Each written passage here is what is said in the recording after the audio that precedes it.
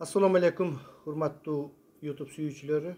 Ben hazır bir migrantın zihni keygendegi ırın yazdım. Бұл ырдын маанисин эми угуп турсаңыздар түшүнөсүздөр.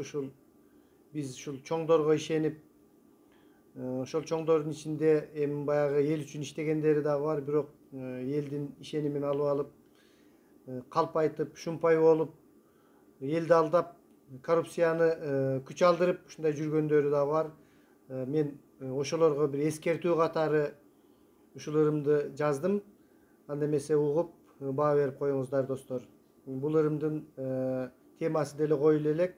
Азырынча мен оюмча муну бир шумпайларга эскертүү деп койсок болгудай. Эми кандай кабыл алсаңыздар ошондой кабыл алыңыздар. Эмесе ырды баштадык. Ыр менен жеткизсем деп зейнимдин өзгөчө ушул азыр кейигенин, калемди колума алып ак баракка кайгымды жазгым келди бүгүн менин. Кайгымды, жүрөктөгү арманымды, кантип мен каңгып тентип калганымды, калкыма жылуулугум тийсе экен деп күчтөнүп араң бүлбүл жанганымды жазгым келди бүгүн менин. Барын кээ бирөөнүн көңүл калып таарынганын, орто жолдо ары кетпей бери кетпей, аргасы жок ата журтун сагынганын, бүлбүл жанам бирок өчпөй күчтөнөмүн. Бул кездер да өтөрүнө ишенемин, эл кайгысын туюшпаган шумпайлардын эртең эле кетерине ишенемин. Биз тим жүрүп булар шумпай болгон тура, ичтен күлүп биздин канды соргон тура. Эй шумпайлар, эм ачкыла көзүңөрдү, май басыптыр шишиңер да толгон тура. Биз барабыз жакында, биз барабыз, шишиңерди ошол толгон биз жарабыз.